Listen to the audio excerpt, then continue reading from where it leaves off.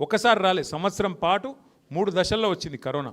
2020లో మొదలైందంటే 2021 June దాకా నడిచింది. అప్పుడు ప్రభుత్వంకి ₹1 ఆదాయం లేకుండే, ఎందుకంటే ఇక బయట కొనేటోడు లేదు, అమ్మేటోడు లేడు, యాడికెళ్ళి వస్తుంది ఆదాయం? 0.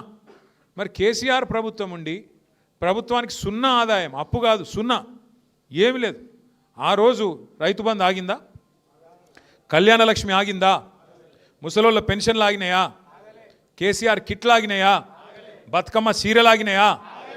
మరి రూపాయి ఆదాయం లేకుండా కేసీఆర్ ఏమో అన్నిస్తాడు, నీకేమో వడ్డిచ్చిన పల్లెం లెక్క వడ్డిచ్చిన ఇస్తారు లెక్క మంచిగా పెట్టి కట్టిన ఇల్లు పెట్టిన పోయి అన్నట్టు మంచిగా అపైపోతే నీకేమో ఏ చేతగాక కేసీఆర్ అప్లపాలు చేసిపోయిందని మాట్లాడతావు. అక్కడ కావాల్సింది ముఖ్యమంత్రికి నడిపెట్టోనికి కండ కాదు, గుండె ఉండాలి. ఒక గుండె ఉన్న నాయకుడు కేసీఆర్, కలేజా ఉన్న నాయకుడు కేసీఆర్. కాబట్టి కరోనా ఉన్నప్పుడు కూడా ఇచ్చిండు, రైతు బంధు పడ్డది, కళ్యాణ లక్ష్మి పడ్డది, షాదీ ముబారక్ పడ్డది, కేసీఆర్ కిట్ పడ్డది, రంజాన్కు తోఫా వచ్చింది, క్రిస్మస్ గిఫ్ట్ వచ్చింది, అన్నీ వచ్చినాయి. ఇవాళ ఏం వస్తలేవు? కేసీఆర్ కిట్ బంధు, బతుకమ్మ చీర బంధు, రంజాన్ తోఫా బంధు, క్రిస్మస్ గిఫ్ట్ బంధు, రైతు బంధు కట్టు, అన్ని కట్టు. మరి ఏడవైనాయి పైసలు, ఏడబోతున్నాయి? ఇన్ని లక్షల కోట్లు అప్పు చేస్తున్నావు, నెలకు 10,000 కోట్లు అప్పు చేస్తుండు రేవంత్ రెడ్డి. ఇప్పుడు 23 నెలలే 2,30,000 కోట్లు అప్పు చేసిండు. ఏడబోతున్నాయి మరి పైసలన్నీ? కుర్చీ కాపాడుకునేందుకు ఢిల్లీకి మూటలు పంపుట్లో బిజీగా ఉన్నాడు. ఇది వాస్తవం. మళ్ళీ మనం గట్టిగా అడిగినాం అనుకో, ఏయ్ నీ గుడ్లు వీకి గోటీలు ఆడతా, పేగులు తీసి మెడలు వేసుకుంటా, ఏమన్నా బోటి కొట్టేటోడు మాట్లాడే మాటలు, పేగులు మెడలు వేసుకుంటేంది ముఖ్యమంత్రి నాకు అర్థం కాదు. అంటే ఇంత గలీజు, ఇంకా గలీజు. బాధ ఎక్కడ అనిపిస్తుంది అంటే, ఒక దిక్కేమో ఇవాళ ప్రజల ఆస్తి కరిగిపోతున్నది రాష్ట్ర వ్యాప్తంగా. సిరిసిల్ల కానీ, సిద్దిపేట కానీ, రంగారెడ్డి కానీ, అలంపూర్ కానీ, ఆదిలాబాద్ కానీ, గద్వాల కానీ, యాడ కానీ మొత్తం భూముల ధరలు పడిపోయినాయి. భూముల ధరలు పడిపోయినాయి అంటే వేరే ఉద్దేశం కాదు, రియల్ ఎస్టేట్ అని కాదు. ఒక మనిషికి ఒక ధీమా, భూమి అంటే నా భూమి ఉన్నది, నాకు 1000 గదాలు ఉంది పోయి హైదరాబాద్లో, ఏమైనా సరే చూసుకుంటా అనే ఒక ధీమా ఉంటుంది. ఇలా దాని విలువ అట్లా హారతి కర్పూరం లెక్క కరిగిపోతుంటే ఆ ధీమా ఉంటుంది ఆ మనిషికి. బ్యాంకులో తాకట్టు పెడితే పైసలు వస్తాయి, మరోడైనా అక్కడ గిరివి పెడితే ఆడు పైసలు ఇస్తాడు. ఇవాళ ఉన్నదా? ఎందుకంటున్నా ఈ మాట అంటే, ఇవాళ రేవంత్ రెడ్డి ప్రభుత్వం వచ్చినాక ఏం గలీజ్ దంద పెట్టిండు? హైడ్రా. ఏమి హైడ్రా ఏమిటిది అంటే ఒకటే ఒక దందా, అది పెద్దవాళ్ళని డబ్బులు భయపెట్టి డబ్బులు వసూలు చేసే దందా. మీరు చూడుర్రి, గరీబ్ గాళ్ళ ఇండ్ల మీద పడతారు, ఇల్లుగులో కొడతారు. ఒక్క పెద్ద ఉందని కొట్టిర్రా? ఇప్పుడు ఈ మూసీలకి ఏంటో కాదు, మీ నియోజకవర్గంలోనే మూసీలా అడ్డంగా కడుతురు, మూసికి అడ్డంగా. వాని ఎవడన్నా కొడతాడా? ఆయన దగ్గర పోదు హైడ్రా. వెనకడికో సినిమా ఉండగా పవన్ కళ్యాణ్, అత్తారింటికి దారేదని. హైడ్రాకు ఇవన్నిటికి దారిలు దొరకలేవు. ఏది ఈ బడా సేట్లు కడుతున్న వాటికి దారి దొరకది. గరీబుల దాడుంటే అడవి మాత్రం అర్ధరాత్రి పోయి కొట్టాలి. వాళ్ళ దగ్గర కాగితాలు ఉన్నా వాళ్ళు అయ్యో మా దగ్గర కాగితాలున్నాయి చూడంటే చూడరు, హైకోర్టు ఆర్డర్ ఉందంటే చూడరు, కొట్టిపారేయాలి. వాళ్ళు వీళ్ళేంది ముఖ్యమంత్రి సొంత అన్న తిరుపతి రెడ్డి, ఆయన ఇల్లే చెర్లుంది, ఆయనది మాత్రం ముట్టరు. చూడరు మీరు, జాగ్రత్తగా వినుర్రి. పట్నం మహేందర్ రెడ్డి ఉన్నాడు కదా, ఆయనది మంచిగా మా చెర్లనే ఉంది కదా గెస్ట్ హౌస్, మరి దాని ఎందుకు ముట్టవు? మీ దానిలో ఉంది కదా కొత్తవాళ్ళగూడలో, మంచిగా చెర్ల మధ్యలో కట్టిండు, దాన్ని ఎవరు ముట్టరు. పక్కకు వివేక్ వెంకటస్వామి మంత్రి, ఆయనది చెర్లనే ఉంది బఫర్లా, ఆయనది ముట్టరు. పొంగులేటి శ్రీనివాసరెడ్డిది ఎక్కడ చెర్ల కాకపోతే ఉన్నదా? మరి అది ఎవరు ముట్టరు. పక్క కేవీపీ రామచంద్రరావు ఉన్నాడు, ఆయనది ముట్టరు. అంటే పెద్ద వాళ్ళకేమో హైడ్రా రావద్దు, పెద్ద వాళ్ళ అడ్రస్ తెలియదు హైడ్రాకు. చిన్న వాళ్ళు గరీబ్ గాడు చిన్న 60 గదాలు 40 గదాలు 30 గదాలు ఉంటే వాని మాత్రం పోయి కొట్టాలి, అడిగేటోడు లేడు, చెప్పేటోడు లేడు, ఇష్టం. పెద్దోళ్ళ దగ్గర పైసలు దొబ్బాలి, బెదిరియాలి, చిన్నోళ్ళకి మాత్రం ఈ రకంగా కూలగొట్టి ఎందో చేస్తున్నట్టు పోజులు కొట్టాలి. ఇదేనా హైడ్రా? ఎందుకు కుప్పగులింది ఇవాళ రియల్ ఎస్టేటు? ఈ దిక్కుమాలిన ఆలోచనలు, ఈ దిక్కుమాలిన విధానాలతో బెదిరించుడు, చెవి పెట్టి పిండుడు, స్క్వేర్ ఫీట్కి ఇంత అని రేటు పెట్టుడు, ఎన్ని గలీజ్ పనులండి ఈ రాష్ట్రంలో ఈ 2 ఏళ్లలో. అన్నిటికన్నా చేసిన గలీజ్ పని ఏంటంటే రేవంత్ రెడ్డి అసలు ఫస్ట్ అధికారంలోకి రాగానే మొట్టమొదటి దెబ్బ కొట్టింది మీ రాజేంద్ర నగర్ నియోజకవర్గాన్ని. మొదటి దెబ్బ రాగానే ఒకటే సెకండ్, మొదటి రోజు రెండో రోజు ఎయిర్పోర్ట్ మెట్రో రద్దు. ఏమిటికి పెట్టినాం ఎయిర్పోర్ట్ మెట్రో? పిచ్చిలేసా? హైదరాబాద్ అసంటి సిటీకి ఓఆర్ఆర్ ఉన్నా కూడా ఇవాళ ఇంకా డెవలప్ అయ్యే ఛాన్సు ఇటు పశ్చిమ భాగానికి, అటు కొద్దిగా దక్షిణ భాగానికి ఉన్నది.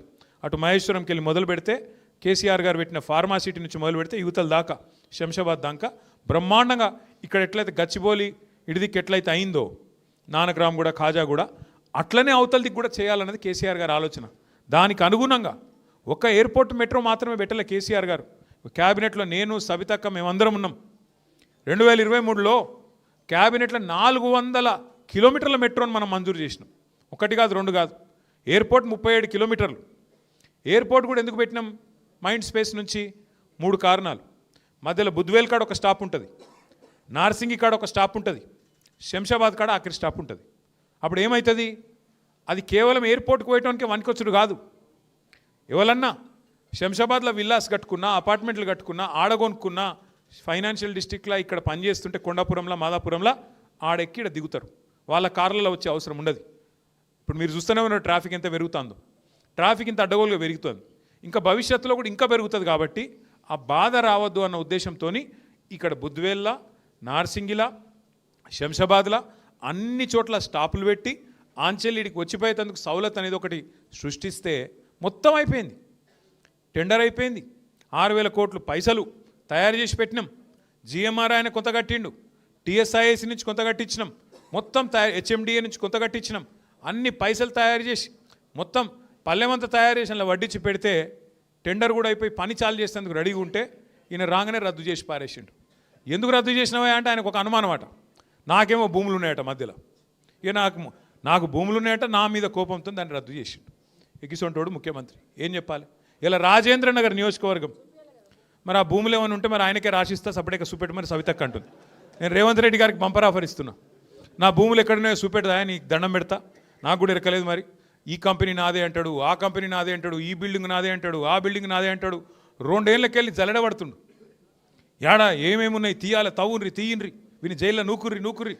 యాదికుందా పోయిన దీపావళి? రేపు దీపావళి కదా. పోయిన దీపావళికి ఒక ఆయన ఉన్నాడు మంత్రి, బాంబులేటి అన్నాడు. బాంబులు వెళ్తావా అన్నాడు. మరి ఆ దీపావళి వీకింది, ఈ దీపావళి వచ్చింది. ఈ దీపావళికి వాళ్ళ ఇళ్ళనే బాంబులు వెళ్ళినాయి. చూసిరు కదా మీరు నిన్న. వాళ్ళ పంచాయతీలు పంచుకునుడు, గుద్దుకునుడు, టెండర్ ఆయన కావన్నట, ఈమె కావన్నట, ఆయన గుంజుకుండట, ఈయన గుంజుకుండట, తుపాకులు పెట్టుడట. మనం ఉన్నప్పుడేమో పారిశ్రామికవేత్తలకు గొడుగులు పట్టి, ఛత్రీలు పట్టి వాళ్ళని తీసుకుపోయినాం. ఇలా వీళ్ళేమో తుపాకులు పెడతాను. తేడా ఏంటంటే ఒక గది అంటే ఒక ప్రభుత్వము చేయాల్సిన పని చేయకుండా ఈ గలీజ్ దందలల్లో మంచిరేవుల పంచాయతీ నడుస్తుంది. అది కూడా మీకు ఎరికే చూస్తాను. మీరు మంచిరేవులలో వేణుగోపాల స్వామి గుడి ఉందట, ఆ గుడి కాడేదో భూమి ఉందట, ఆ భూములలో లేదు లొల్లి. కొండల రెడ్డి వర్సెస్ కొండ సురేఖ. ఇక 2 కొండలు కొట్టుకొని మధ్యలో బాధితులు మీరు. ఎందుకు చెప్తున్నా ఇదంతా అంటే అస్సలు పని చేస్తలేరు. మహిళలకు 2,500 ఎప్పుడు ఇవ్వాలి తెలియదు, రైతులకు రైతు బంధు వేయాలన్నా వద్దా తెలియదు, బోనస్ ఇవ్వాలన్నా తెలియదు, ఓ పరిశ్రమ తేవాలన్నా పరిశ్రమ తెచ్చుడు ఎక్కడిది, ఉన్న పరిశ్రమలే వీక్తుంటాయి. కాబట్టి అదొక లొల్లి.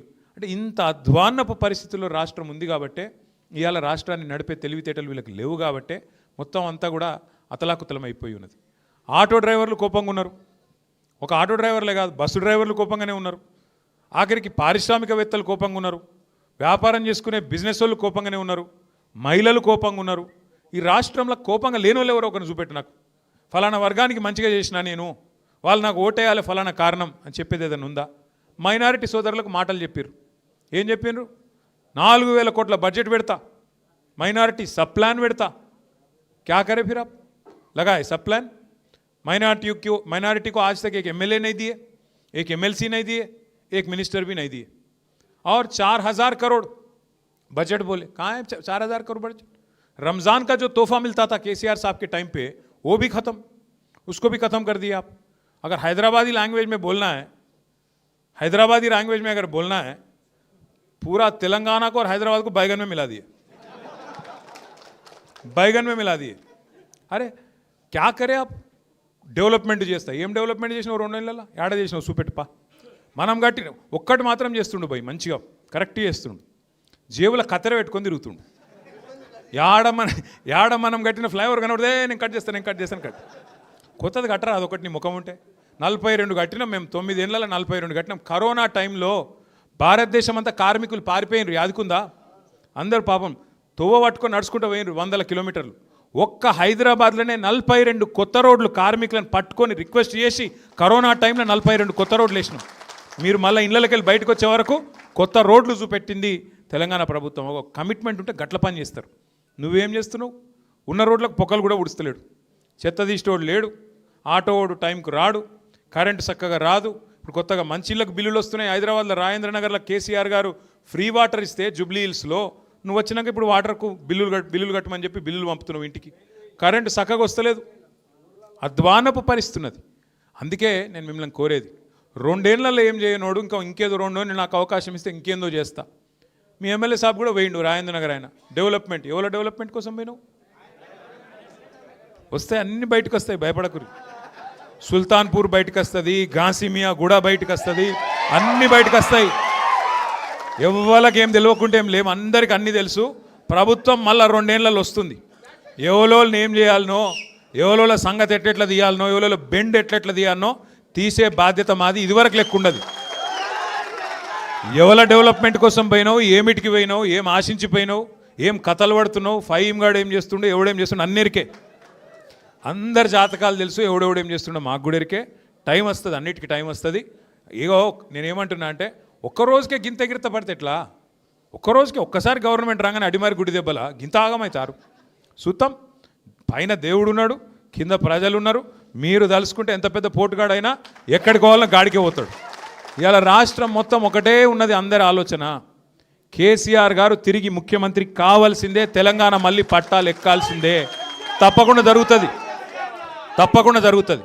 మా ఎల్లన్న లాంటి పెద్ద మనుషులు, అంజిబాబు లాంటి యువకులు, అట్లాగే మా పల్లవి లాంటి ఆడబిడ్డ, మా తమ్ముడు, మా షఫీ గారి నాయకత్వంలో చాందు, మహమూదు, ఇంకా 100 మంది మైనారిటీ పిల్లలు, ఒకరిద్దరు కాదు, రాష్ట్ర వ్యాప్తంగా ఇవాళ కులాలకు మతాలకు అతీతంగా అందరూ కోరుకుంటున్నది ఒకే ఒక్క ఆలోచన, కేసీఆర్ గారు తిరిగి ముఖ్యమంత్రి కావాలి.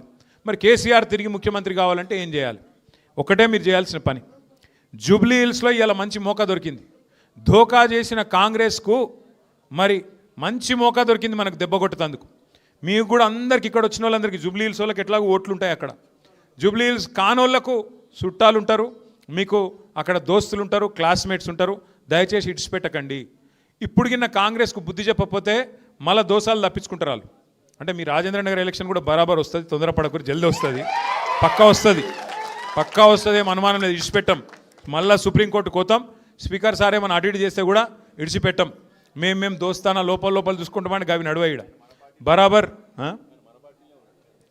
మన పార్టీ అవు మొన్న మీ ఎమ్మెల్యే గారు పోయి అడిచినట్ట కదా, మన పార్టీలోనే ఉండేట కదా. మరి ఏమా వెళ్ళన్నా మరి మన పార్టీలో ఉంటే ఇటుకి రాలేదేమే, రావాలి కదా మరి, నిన్ను ఆయనే చేసుకోవాలి కదా. అంటే ఎంత గలీజ్ అంటే పరిస్థితి, నువ్వు ఏ పార్టీలోనో కూడా చెప్పుకోలేవా? గంత ధైర్యం కూడా లేదా? ఇంకా ఎంత ఘోరం అంటే ఆయన ఒక ఆయన కడియం శ్రీహరి అనే పెద్ద మనిషి ఉన్నాడు, నేను చాలా నీతివంతునని చెప్పుకుంటాడు. ఆయన అడిగిరు మొన్న పోయి, ఏమని, ఏ పార్టీలోనో అని. నేను 7 ఉండాలనో గాడినే ఉన్నా అంటే. ఈ మాటలు ఎందుకు? ఇంత రాజకీయం చేసి గిన్నిసార్లు గెలిచి గింత దరిద్ర పరిస్థితిని తెచ్చుకోవాలి? చెప్పు, నేను కాంగ్రెస్లో చేరినా అని చెప్పు. గంత భయం అవుతుందా ఎలక్షన్కి పోదామంటే? నువ్వు నిజంగానే కొంత సిపాయి అయితే, నిజంగానే జనంలో నువ్వు ఏదో పీకి పందిరేసింది ఉంటే నువ్వు నీ రేవంత్ రెడ్డి రా, ఎలక్షన్లో పోదాం, చూసుకుందాంపా. ప్రజలు చెప్తారు కదా రాజేంద్ర నగర్లో ఎవరు ఏం చేసిర్రు, ఎవరెంత గొప్పోళ్ళు, ప్రజల ఎవరికి అభిమానం ఉంది, ఎవరికి అభిమానం లేదు, ప్రజలు చెప్తారు. గదానికి భయపడి పదవి కోసం గింతగానమ్మా. ఆ గబ్బిలం కదా సూరు పట్టుకొని ఎలాడుతా చూడు, అట్లా పదవి పట్టుకొని సిగ్గు లేకుండా నేను బీఆర్ఎస్లోనే ఉన్నాను స్పీకర్కి చెప్తావు, బయట పోయి కాంగ్రెస్ కండువాలు కప్పుతావు.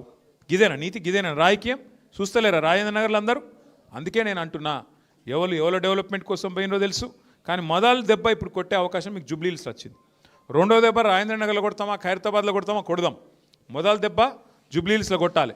తిరిగి మన జైత్రయాత్ర జూబ్లీ హిల్స్కేంచే మొదలు కావాలి. దయచేసి కార్తిక్ ఆల్రెడీ షేక్పేట్ల ఇన్ఛార్జ్ తీసుకున్నాడు, కష్టపడుతున్నాడు, తిరుగుతున్నాడు. సబితక్క కూడా ఇప్పుడు అంజిబాబును, పల్లవిని, మా లక్ష్మారెడ్డి గారు, సబితక్క కలిసి వారు కూడా జాయిన్ చేసిండ్రు. మా తమ్ముడు షఫీ కూడా ఇలా రేమత్ నగర్కి వెళ్ళి వాళ్ళని ఒక 100 మందిని తెచ్చిండు. ఇట్లా ఒక్కొక్క బిందువు కలిస్తేనే సింధువు అవుతుంది, అంటే ఒక్కొక్క నీటి బుట్టు కలిస్తేనే సముద్రం అవుతుంది.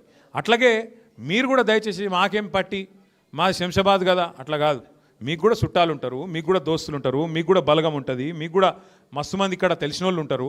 చెప్పాలి, వీళ్ళు ఉంటే, ఈ కాంగ్రెస్ ప్రభుత్వం ఉంటే ఏ పని కాదు, వీళ్ళతో ఊదు కాలది, పీరి లేవది. వీళ్ళు ఇంకా ఇట్లే నడుచుకుంటూ పోతే ఇంకా అధ్వానం అవుతుంది రాష్ట్రము, రియల్ ఎస్టేట్ ఇంకా కుప్పగూలుతుంది.